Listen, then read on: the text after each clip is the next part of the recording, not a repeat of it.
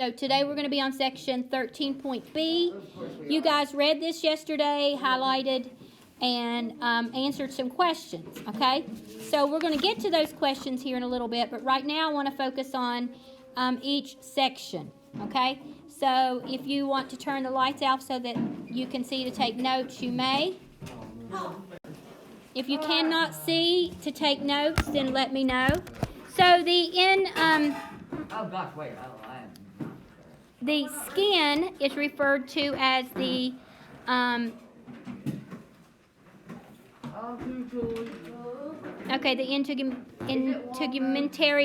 integumentary system, which is the body system that includes the skin, hair, and nails. Okay, so make sure you're taking notes as we talk through this, okay? You should have already been ready for me. So we're going to talk about the layers of skin, what the skin's job is, how our skin gets colors produced, and moving on here. So many, all right, so one important thing to remember is that the skin is an organ. It really doesn't meet the definition of an organ, but a group of tissues working together to accomplish a certain function is an organ. Although your skin is only about 1 to 2 millimeters thick, the skin is actually the body's largest organ because there's so much skin on our body. It makes up about 6% of our body weight. All right? So, there we have the definition of the system. Now, again, we're starting on page 268. All right, so the skin is one of the body's major defenses. Okay, it is because it's for protection, you could say. First, we have the epidermis. Okay, we're going to talk about the skin structure. We have the epidermis, which is the outer layer of your skin. Its surface consists of dead cells filled with protein, which is keratin. Living cells are deeper in the deeper part of the epidermis. And of course, eventually fill with keratin and then die as they rise to replace the dead cells after being shed. You know, when a lot of times we don't see our skin being shedded, but it does. So at the end of your finger and toes, the epidermis produces nails made of keratin. Okay? Now, that is epidermis. That's the really, you would say, the top layer of your skin. Okay? Now, then we're going to talk about the dermis, which is number 2. Okay? The dermis is the second layer.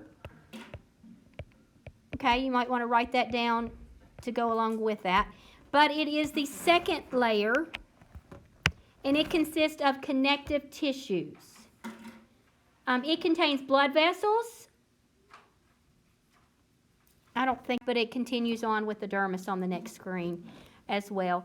It has special cells that make fibers that weave around and between structures to connect. Okay? On the next. Yeah, it does right here.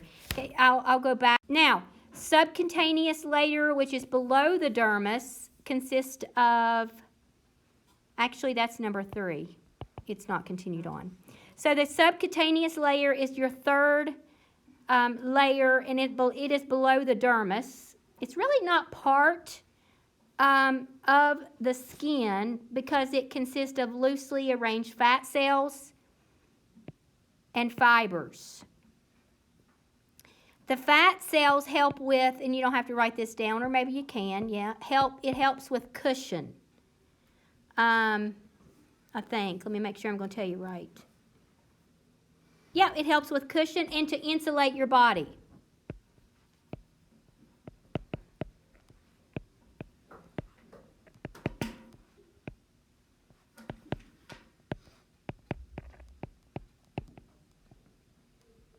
Okay, so you might want to write that down, that fat cells help with cushion and insulate, and for insulation. All right, and then you have your hair follicles, which is also part of this system. So the hair grows as cells in hair follicles that divide. But the time the cells reach the dermis, they have died and filled with keratin.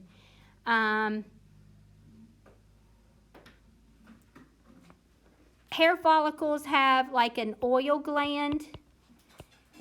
And some people produce more of that oil than others. And that really what it does is it helps keep the hair and the skin moist and soft and flexible. And then you have your pores in the epidermis, which is the top layer. We all have pores. It's the itty bitty tiny little hole. Some are more visible than others. And this particular, you want to write this down, that this is where the oil is released.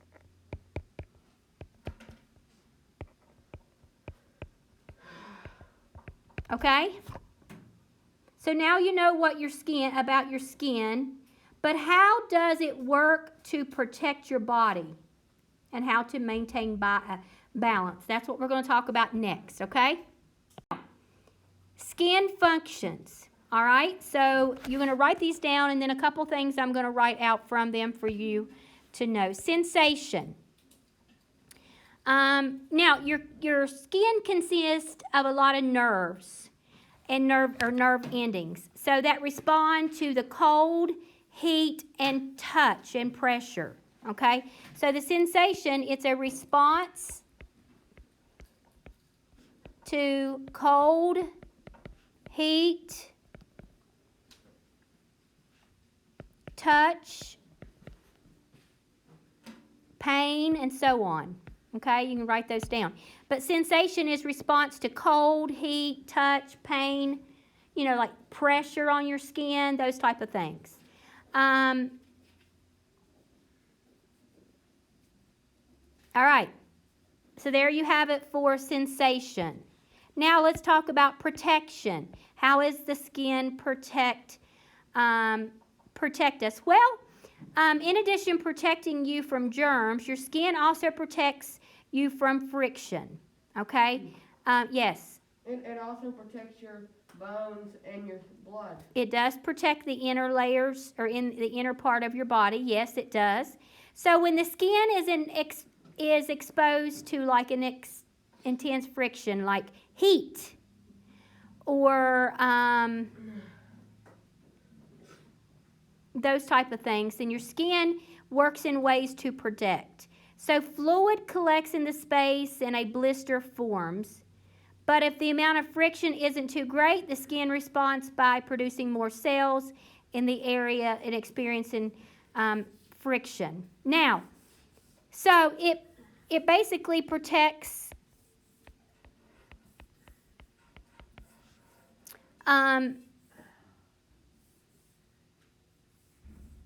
it protects your body, or it protects you from friction. Now, there are various types of friction, but just put friction, like heat. Too much heat, then your body forms a blister, really to keep it from hurting other things in your body. But then your body also produces ways of healing that blister. But it protects you from friction. Yeah, those are not fun. Then the temperature regulation. Your skin also keeps your body at a correct normal body temperature. Okay, your skin keeps your body at a normal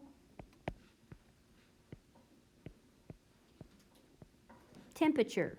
Okay, it keeps your body temperature in balance. Temperature. Bear, you have a question? Can I go get more water? Yes.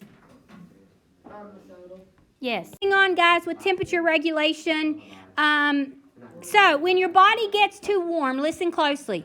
More blood begins to flow, okay, through the blood vessels, releasing heat into the epidermis, into the air. At the same time, sweat then begins to, you have your sweat glands, they evaporate, and it transfers even more heat.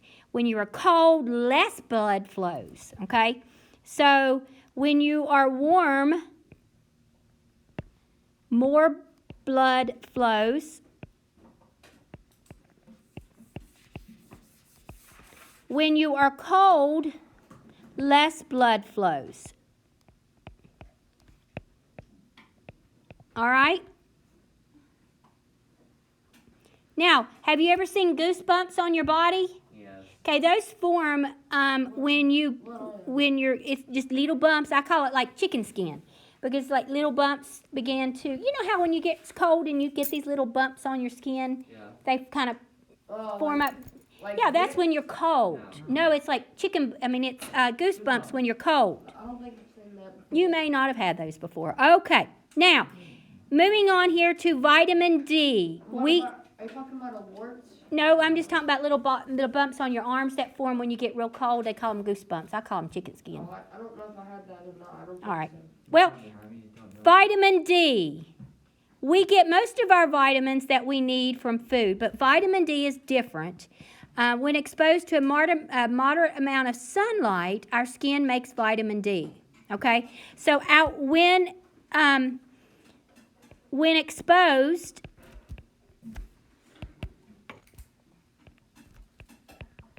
to the sunlight,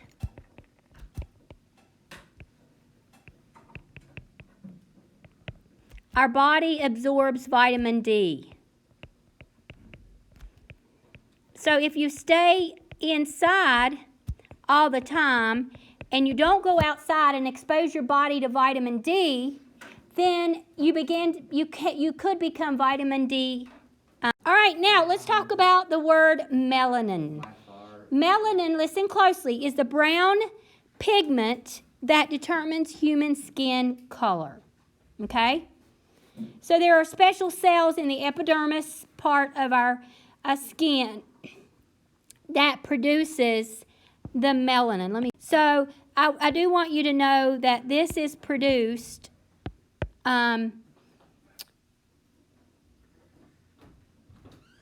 there are special cells that produce melanin.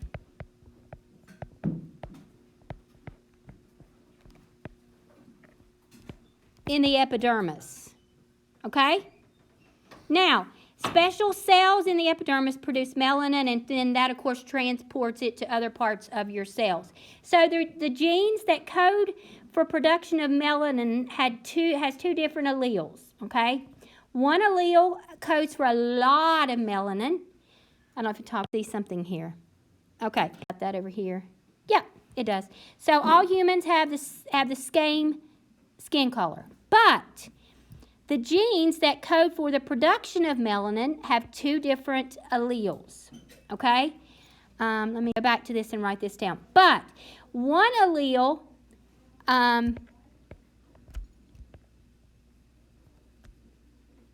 codes for a lot. Is that how they put it?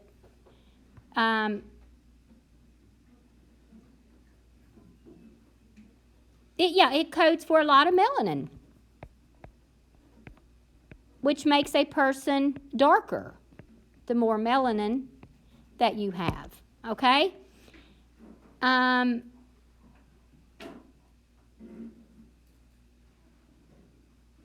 Some people may even have mixed alleles. Maybe they have a parent with a lot of melanin and a parent with very little melanin. Then they're going to sort of be an average medium type skin. Okay?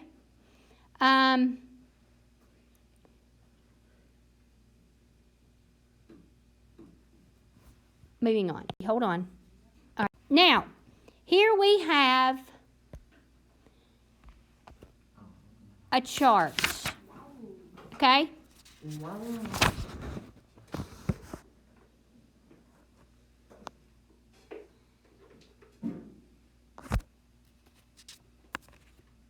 So a person's skin shade is the result of genetics and environment.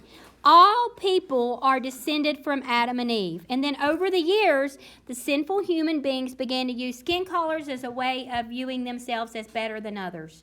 Oh, gee whiz, how much we see that today. But God made us all, and He made us all the same. Whether we have more melanin or less melanin, God made us all the very same. In the United States, race is often used to refer to a mankind of different race or different ethnicity, I guess you would say, okay? Based on their culture and things like that. Now,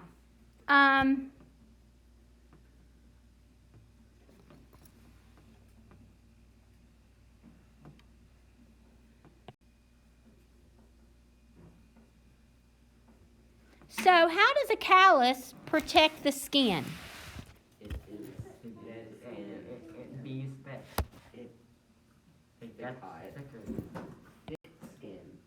Well, areas that experience, it does cause thick skin, areas experience friction, and that it makes the body produce extra amount of cells. And that is, in turn, produces the thickening area of the skin. Okay? We still have notes or is that it? No, that's it for now. But let's look at our questions, okay? I'm going to continue on here. Number 1, did you guys turn your questions in? No. Did we? No. Jayla told me to, keep mine.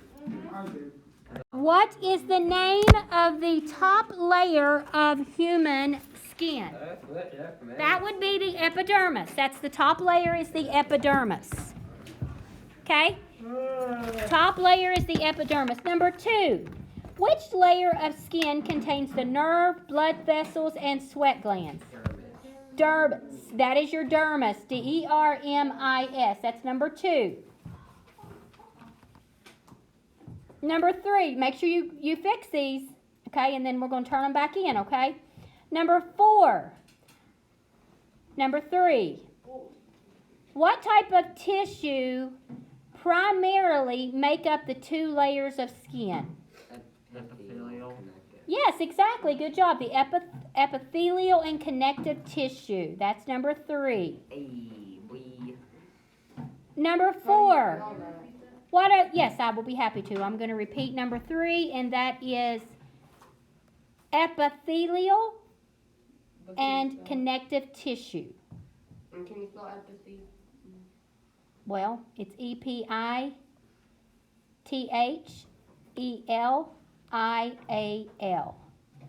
What was the other word? Connective tissue. Number 4, what are the 4 main functions of the skin? Bear? Sensation, protection, making vitamin D, temperature. Exactly. Perfect. Sensation, protection, temperature regulation, and vitamin D production. That's the 4 main functions of the skin. Number 5, how does a callus protect the skin? We just talked about it. It was actually one of those questions I just talked about. It develops a thickening area of skin that what it does is when it develops that thickening area, it protects the layers underneath that. Okay? Number 6. That's it. What pigment gives human skin its color? Yes, Noah, sure. Brown pigment. How about melanin? MELANIN.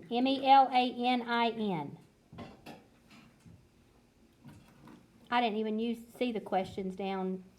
You didn't have to answer those. I really wanted 1 through 7, but okay. I didn't explain that because I was sick and not with it. Anyway, number 7, explain from Scripture why there is only one human race. Well, because all people are descended from Adam and Eve. All right, so number 8, you didn't have to write the 5 steps and research it and use your outline, okay? Can we give you the answers for number 8? Number 8, sure. Yeah, because Jayla totally didn't give us the answers. What does the Bible? Oh, she didn't? She Okay. did. What is I know it she For did. number 8. acceptable?